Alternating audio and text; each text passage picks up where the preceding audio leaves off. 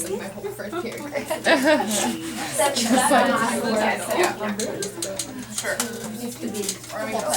No one says the date like that. What's the date? Just like same thing. All the way down. Have you guys heard of Fiona Stop Apple? and You say. know Fiona Apple? 17th of October.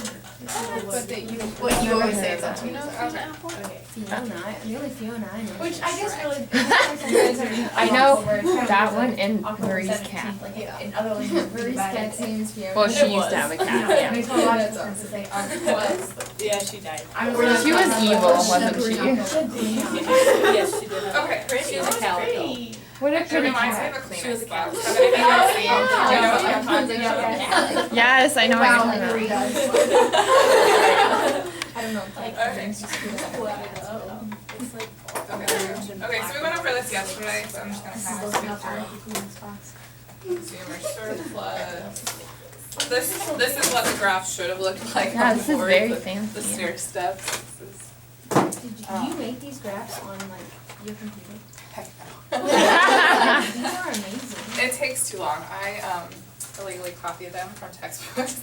How do you do that, like, from the computer? Do you scan it? I scan them in. Oh, okay. Yeah, so PowerPoint takes fancy. about 5 hours per class. Holy So, moly. Yeah, you should really think. Because these are really nice PowerPoints, like, yeah. Well, we went over yesterday, the PowerPoint is up there, so, this was yesterday.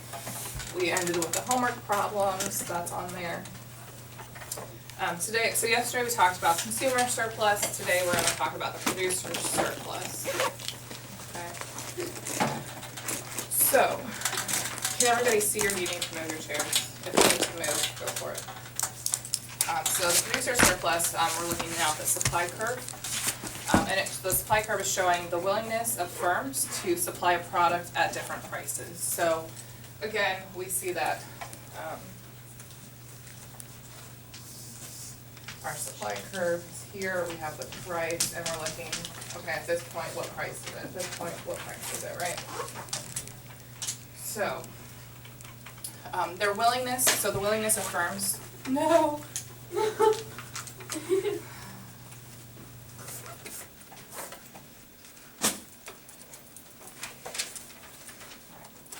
The willingness of firms depends on the cost of producing the good. Okay. So the marginal cost is the additional cost to a firm of producing one more unit of a good or service. I think yesterday we talked about tea. So for producing tea, it would include the ingredients and then also the wages that are paid. So those are part of the marginal cost to firms for producing items. The producer surplus is the difference between the lowest price a firm would be willing to accept and the price it actually receives. So yesterday we took the example of Sierra and her Harry Potter DVD and what she was expecting to pay and then what she actually paid. So now on the producer side of you, we're looking at the difference between the lowest price a firm would be willing to accept and then what they're actually receiving. So you can get that by taking the price of the good minus the opportunity cost of producing it. And then the total amount of producer surplus in a market is equal to the area above the market supply curve and below the market price. So we'll see that on the graph on the next slide. Lauren Dini isn't here today. Yes, she told me. She wanted to be like, Lauren Goodman and skip my class. I know, she did tell me, I don't remember why, but it's alright, this will be online. Yeah, Wait, are we having class tomorrow? we're gonna be here tomorrow. There's 4, wait, is that the one, everybody's taking PSAT, right? Pretty much, okay, so there are like 4 of you not.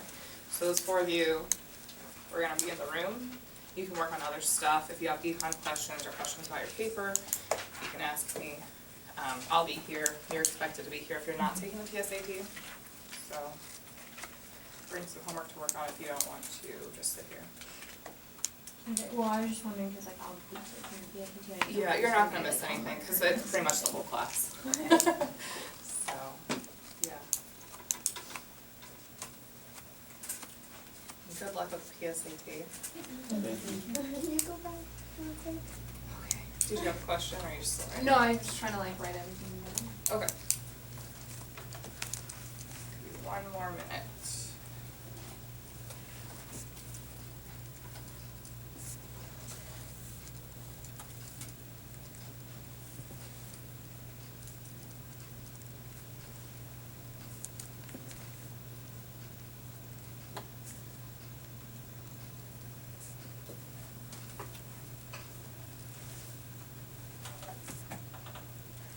Okay. So, on this side, we can see, What's it equal to the area above? The market. sorry, market supply. Okay. Like, shoot.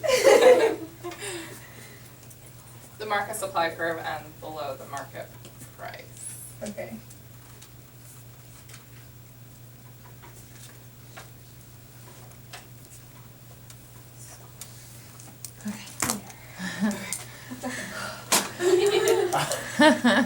So on the supply curve, if this is the market price, we're below the market price and then meeting the supply curve. So this is the area where the producer surplus would be.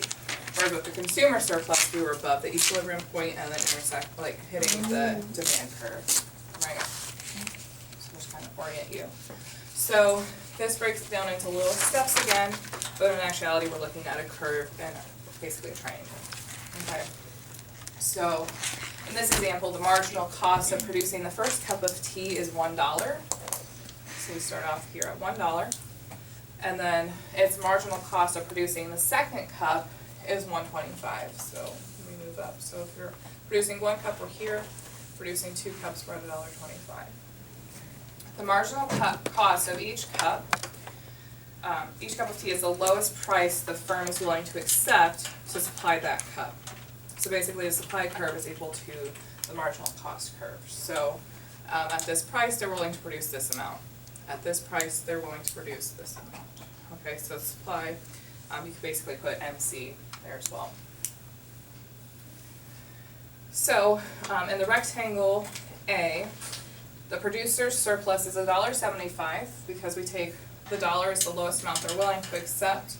$1.75 is where the market price is, so the difference, 175 minus 1, 75 cents. Okay, so we're finding it the same way we did the consumer surplus, we're just looking at the supply side of things and we're below the market price. Okay, so in B, it's 125, market price is 175, so the difference there is 50 cents. And in C, I have to see. Okay, so 150, 175, oh, C is 25 cents. Okay, so this firm would not be willing to produce a 4th cup because there's no producer surplus. So once we get to 4, we're at market price. They're not making any money. They're getting exactly what they've paid to make it. They're not making a profit. They're not going to produce that 4th cup. So the marginal cost of producing it is less than the market price. Bless you. Thank you. And then to get the total producer surplus, we add each of these quantities and we come up with $1.50. And then at a higher price, we'll increase the producer surplus. So if we moved up here, you could see that this would expand, right, at all levels. Okay. Efficiency of competitive markets. So a market, we're over here. I had a lot of fun with different like shapes and making these. So starting over here. A market is competitive if there are many buyers and many sellers. So with like a monopoly, there's one seller and probably multiple buyers. In a competitive market, multiple buyers and multiple sellers. The advantages of a competitive market is that it results in efficient economic outcomes, and that's in terms of like the marginal cost, marginal benefit, consumer surplus, and producer surplus. So it's benefiting both parties with that. And then on the right, in a competitive market, equilibrium, the marginal benefit is equal to the marginal cost. So we're at that point of equilibrium, which you all should be familiar with at this point. So to achieve economic efficiency in this market, the marginal benefit from the last unit sold should be equal to the marginal cost of production. Erin? Something entertaining? No, I was, no, Okay. this is fun. I'm not even bad, I swear. So the marginal benefit from the last unit sold should be equal to the marginal cost of production. So in the graph above, if we were at any point other than equilibrium, then we're not at a point of efficiency. And then the supply curve we can again think of as the marginal cost and the demand curve as the marginal benefit. So on either of these points, so this point, the marginal benefit is 220 because we're meeting the demand curve marginal benefit. So the marginal benefit is $2.20, and then the marginal cost at this point is $1.80. So therefore output is low or inefficiently low. And then over here on the right, if we're on the supply curve, so the marginal cost is marginal cost would be $2.20, marginal cost $2.20, marginal benefit $1.80. Therefore output is inefficiently high. They're producing more than what's needed. And then at this point of equilibrium, both the marginal benefit and the marginal cost is $2, which means that it's economically efficient level of output.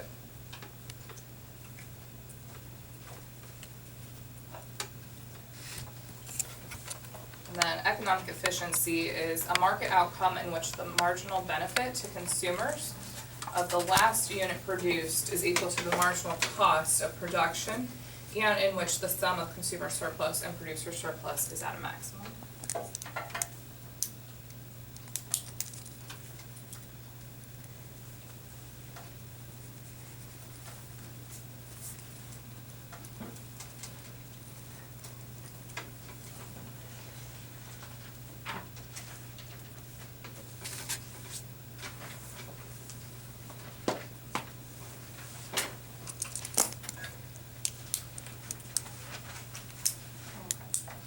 This will be online.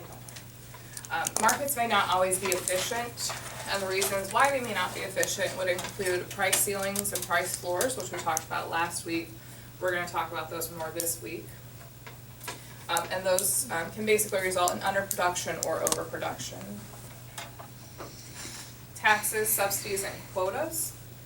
Taxes and quotas can result in underproduction, and subsidies can result in overproduction.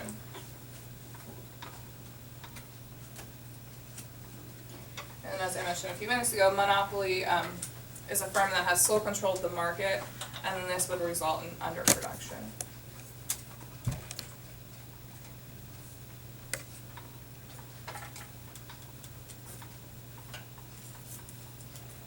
Public goods, a good or service that is consumed simultaneously by everyone, even if they did not pay for it, it results in underproduction. So an example of a public good would be the military, defense. And then everybody's benefiting it, even if not everybody's paying for it. Also, fireworks. When you're driving down the road and you see fireworks, you didn't pay for those, but you can benefit. You're like, oh look, a pretty firework, right?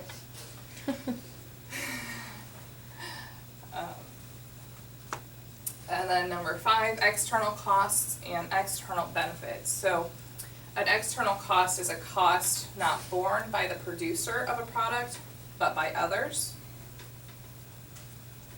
And an external benefit is a benefit enjoyed not by the buyer of a good, but by others.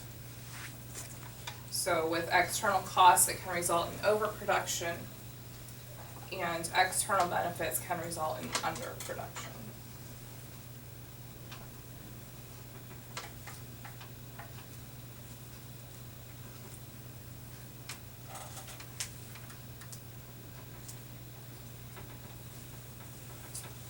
And then inefficiency and either in the form of underproduction or overproduction, creates a dead weight loss, which is a loss to everyone in society. And on the next slide, I'll give you the definition for dead weight loss.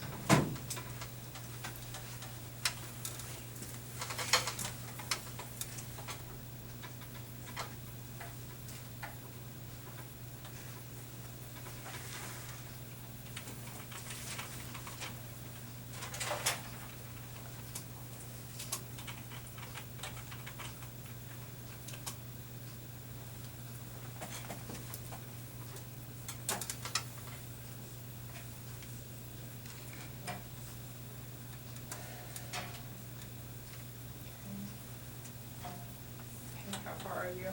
Done. Okay. Madeline, pretty close? Okay. Aaron? Almost there. Alright. So when we put both the consumer surplus and the producer surplus on the same graph, it looks like this, where we have our market price, the consumer surplus is above, the producer surplus is below, and then we stop at the point that they hit either the supply curve or the demand curve, depending on which one we're talking about.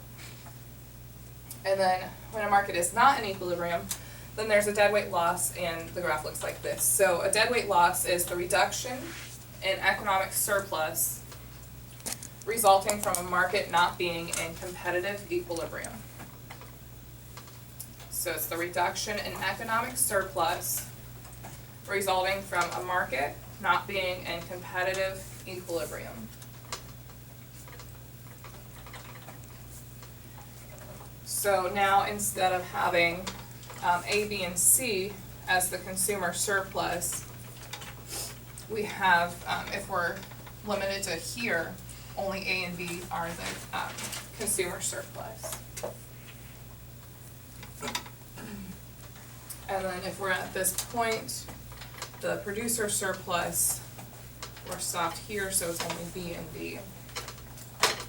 So the deadweight loss in this example would be the area of this triangle of CE.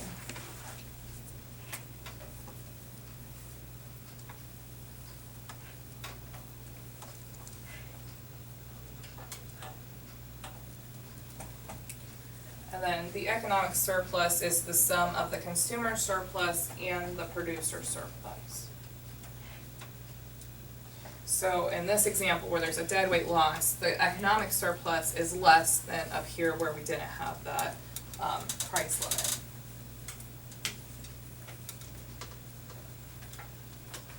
So economic surplus, just writing a note on the side, economic surplus is maximized when a market is in competitive equilibrium. And when a market is not in equilibrium, there is a deadweight loss. So the price of chai tea is $2.20 instead of $2. The consumer surplus declines from the amount equal to the sum of A, B, and C to just area A, or the area of A. And then the producer surplus increases from the sum of D and E to the sum of B and B. And at a competitive equilibrium, there's no deadweight loss. At a price of $2.20, there is a deadweight loss equal to the sum of C and E. Okay. Yeah. So do you want as less economic surplus as possible, right? We want to be at equilibrium. Yeah. This, the producer is getting a little more, because before they had just D and E. E is a little smaller than B, so in this, they're getting more because the price is higher, whereas the consumer is getting less. So if you're a consumer, I don't know which side you're on. yeah, You want more or less. Okay. ideally we want equilibrium, Mhm. but it depends on which one you are. 'Cause in this example, the consumer has a smaller surplus and the producer is ending up with a larger surplus.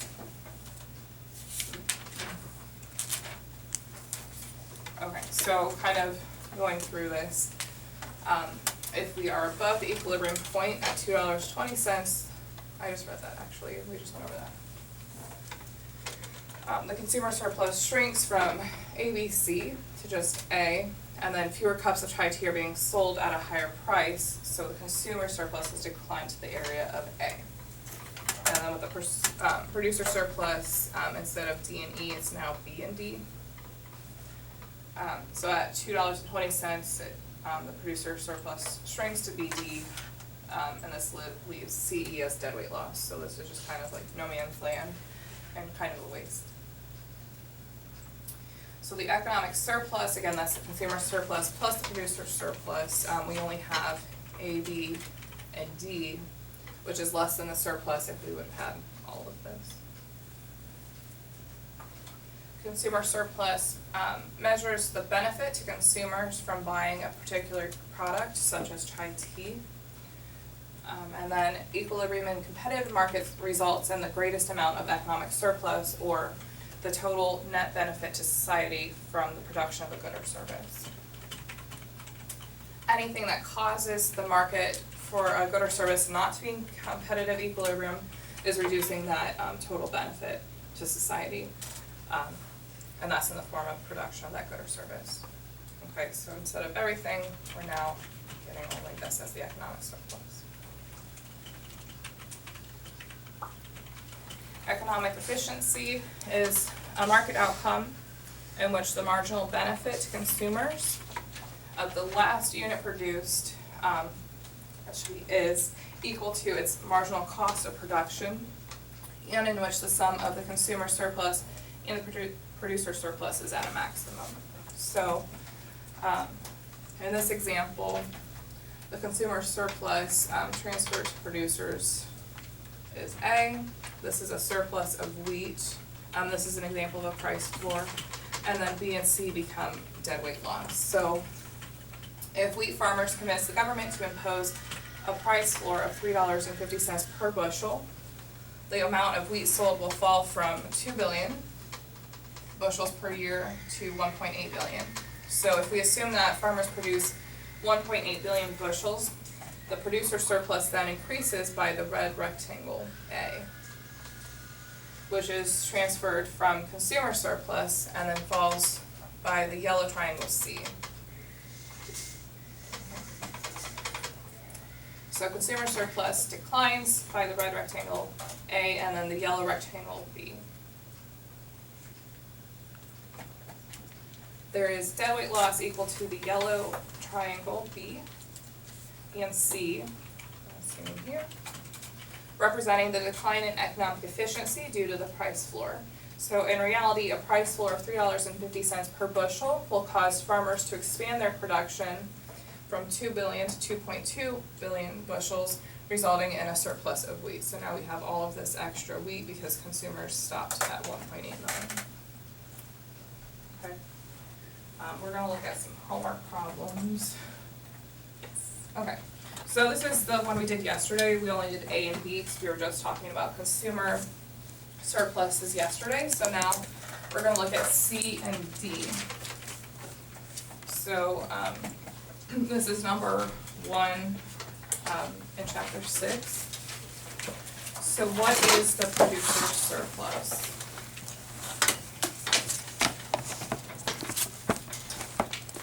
So yesterday we determined that the equilibrium price is $1 and the equilibrium quantity is 3, and that the consumer surplus, if we drew a line here, we're looking at the quantity, the area of this triangle. And we found that to be $2.25. So now when we're looking at the producer's surplus, we're going to keep that line at $1 and we're going to look at below and the triangle that intersects with the supply curve. So we would take $1 minus 50 cents, multiply by the base, so times 3, and then divide it, or multiply by half, because the area of the triangle is 1/2 base times height. So we get 75 cents. So the producer surplus in this triangle would be 75 cents. Did that make sense? Mm-hmm.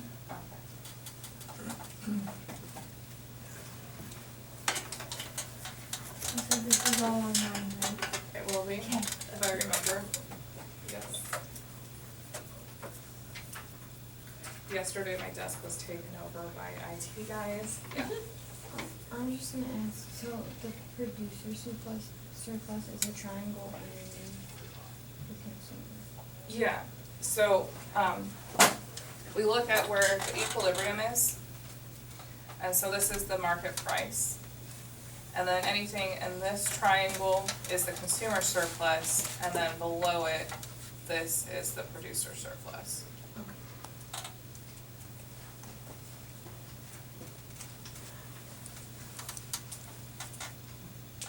Okay, so the producer surplus is 75 cents, so we found that by looking at the area of the triangle above the supply curve and below the price.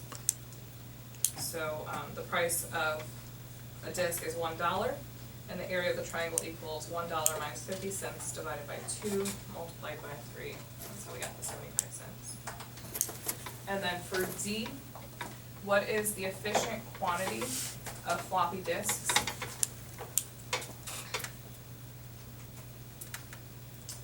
The efficient quantity is 3 because that's where the marginal benefit of the last disc produced equals the marginal cost of producing the last disc. And that's basically at equilibrium. So, let's bring up that. Will the efficient quantity always be the equilibrium? Yes, that's where the marginal cost, or the marginal benefit of the last item being produced equals the marginal cost of producing that item.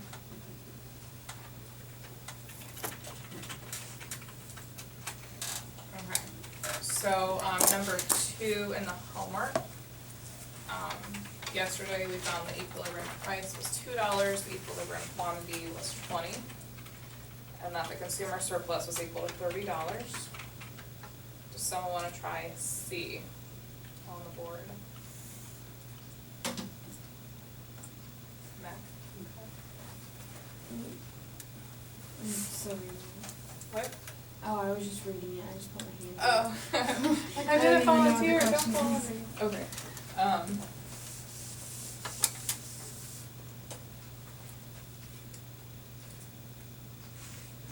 Paige, did you wanna try it? We'll walk you through it. Okay.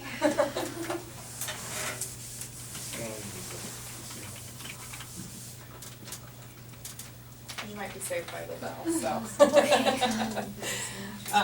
Okay, so at the equilibrium point, the price is What do you know? saved by the bell. Alright, tomorrow,